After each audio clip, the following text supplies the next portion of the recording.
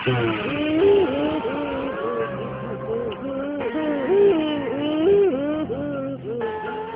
সর্বনাশ, দেখি দেখি গোপাল ভাঁড় কাঁদছে কেন? কেন কি হয়েছে? তোমার চোখে জল আমাকে সত্যিই অবাক করলো। মরতে শুনেছি, তুমি লোক হাসাতে।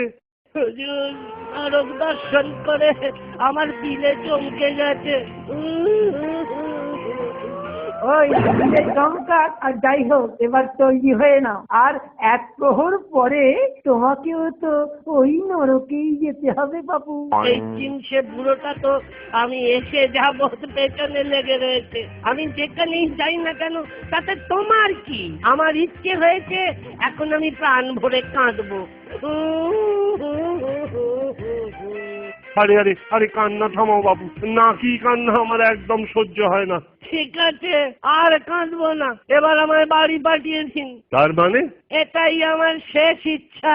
আরে কি বিপদ, এ কি দুর্যোগ, এরকম তো কখনো শুনিনি। চিত্রগুপ্ত, ও চিত্রগুপ্ত, এ ব্যাপারে তোমার কি মত? এ তো কে জন্ডিস হয়ে গেল, আমার মাথায় কিছুই আসছে না। এ যে আমাকে সাংবিধানিক সংকটে ফেলে দিল গো। তা বললে তো হবে না বাবু, বর যখন দেবেন বলেছেন দিতে তো তখন হবেই। ওরে বাবা, এ কি বিপদ, এ তো আগে শুনিনি কখনো, আগে করিওনি কখনো। দাঁড়াও বাবা, বিষ্ণু লোকের সঙ্গে একবার কথা বলি। ভগবান বিষ্ণুর সঙ্গে কথা না বলে এ ব্যাপারে কোনো সিদ্ধান্ত আমি নিতে পারবো না। আচ্ছা নিন, কথা বলুন, যত তাড়াতাড়ি পারেন বলুন, আমার সহ্যের বাইরে চলে গেছে রে বাবা।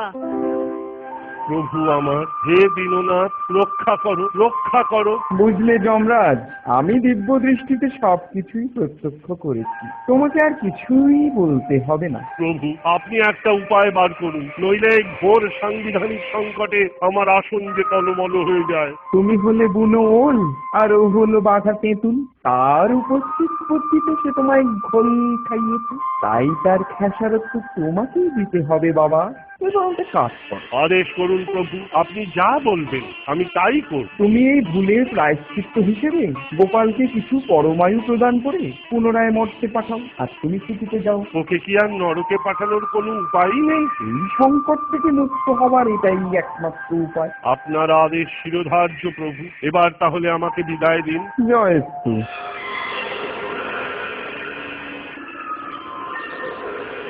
এই যে যমরাজ ফিরে এসেছেন দেখছি, তা বিষ্ণু লোকের সাথে পরামর্শ করে কোনো উপায় পেলেন? চিত্রগুপ্ত, গোপালকে নরকে পাঠানোর আর কোনো উপায় নেই। সে কি তাহলে উপায়? ভগবান বিষ্ণু আদেশ দিয়েছেন যে তুমি ওকে কিছু পরমায়ু খেসারত হিসেবে প্রদান করে পুনরায় মর্তে পাঠাও। ভগবান বিষ্ণুর জয় হোক, ভগবান বিষ্ণুর জয় হোক। কি গোপাল, এবার খুশি তো?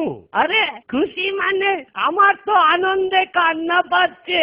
এবার তাহলে মানে মানে বিদেয় হও, আমার ঘাট হয়েছে, এবার আমার ঘাট থেকে নামো বাপু। প্রণাম যমরাজ, এবার তাহলে সত্যি সত্যি বিদায়। চলি রে চিতু, একটু ভালো করে খাওয়া দাওয়া করিস, যা প্যাংলা কাটিং চেহারা। চলি বন্ধুগণ, বিদায়, সবাই ভালো থাকবেন, চিঠি দেবেন, নমস্কার। আসুন আসুন বৌঠা, আয় রে বাবারা, তোদেরকে কি বলে সান্ত্বনা দেব, আমার মুখে কোনো ভাষা আসছে না।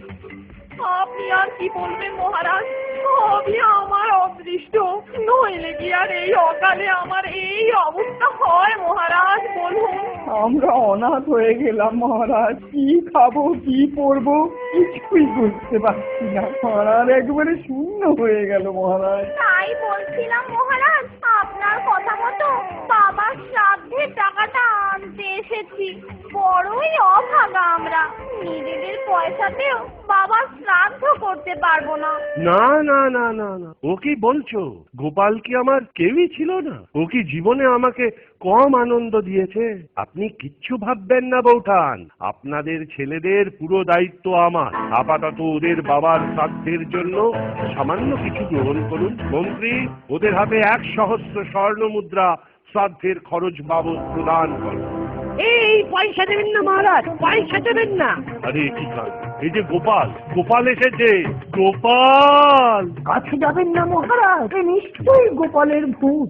না মহারাজ না, আমি ভূত নই, আমি জলজ্যান্ত মানুষ, আপনার গোপাল। আপনার বিশ্বাস না হয় আমাকে ছুঁয়ে দেখুন। আরে হ্যাঁ, সত্যি তো, এই যে জলজ্যান্ত গোপাল, রক্ত মাংসের গোপাল। কি মহারাজ, বলে গিয়েছিলেন না যে ঠিক যমরাজের আসন তলিয়ে সত্যি ফিরে আসবো? দেখলেন আপনার গোপাল কি পারে। ধন্য ধন্য গোপাল, তুমি আজ ইতিহাস সৃষ্টি করলে। আজ সারাদিন ধরে উৎসব হবে,